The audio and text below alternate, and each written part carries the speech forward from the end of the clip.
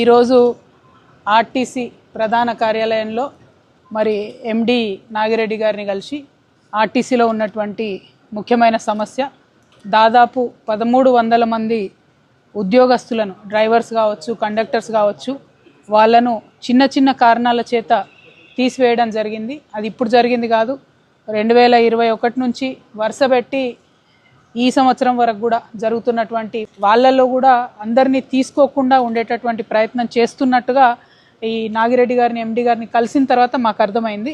మేము వారిని కోరడం జరిగింది. మొత్తం తీసివేసింది 1300 మందిని, అందులో 491ని తీసుకుంటామని మీరే జీవో ఇచ్చిండ్రు. అందులో మళ్ళీ ఏం కోతలు పెట్టకుండా మొత్తం 491 మందిని యథాతథంగా ఉద్యోగాలకు తీసుకోవాలని చెప్పి డిమాండ్ చేయడం జరిగింది. మరి ప్రభుత్వం ఆ దిశగా పాజిటివ్గా ఆలోచన చేస్తుందని చెప్పి నేను భావిస్తూ ఉన్నాను. అదేవిధంగా మరి చాలా హైర్ బస్సులు ఉన్నాయి, చాలా కొత్తగా ఎలక్ట్రిక్ బస్సులను ఇస్తున్నారు. అందులో డ్రైవర్ల మీద ఆర్టీసీకి నియంత్రణ లేకుండా పోతున్నది. అందులో డ్రైవర్లు ప్రభుత్వ ఉద్యోగులు, ఆర్టీసీ ఉద్యోగులు కాదు, వాళ్ళు ప్రైవేట్ వ్యక్తులు. వారికి మన ఆర్టీసీలో ఉండి కష్టపడి పనిచేస్తున్నటువంటి డ్రైవర్లకి అందరినీ సరిసమానంగా చూడడం కరెక్ట్ కాదు. 1. 2, మీరు తీసుకునేటటువంటి హైర్ బస్సులైనా ఎలక్ట్రిక్ బస్సులైనా మన ప్రభుత్వ ఉద్యోగులే ఉండాల్సిందే. ఎందుకంటే వీరికి ఉండే శిక్షణ వేరు, వాళ్ళకు ఉండే శిక్షణ వేరు. ప్రమాదాలు జరిగినప్పుడు బాధపడడం కన్నా ఆర్టీసీలో ఉన్న అందరు డ్రైవర్లకు కూడా శిక్షణ ప్రభుత్వమే బాధ్యత తీసుకొని ఇప్పియాలి.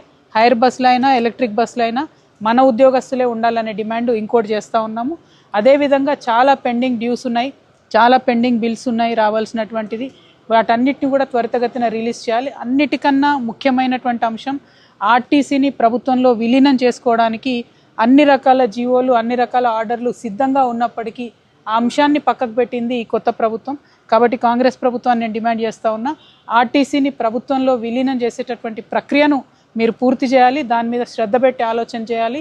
తద్వారా ఒక సేఫ్ ప్రయాణం ప్రజలకు, అదేవిధంగా భద్రమైన ఉద్యోగస్తులకు ఇచ్చేటటువంటి ఆస్కారం ఉంటుంది. కాబట్టి ఆ దిశగా ఆలోచన చేయాలని చెప్పి నేను డిమాండ్ చేస్తూ ఉన్నాను. Thank you. జై తెలంగాణ. కార్మికుల ఐక్యత, కార్మికుల ఐక్యత, కార్మికుల ఐక్యత. జై తెలంగాణ, జై జాగృతి.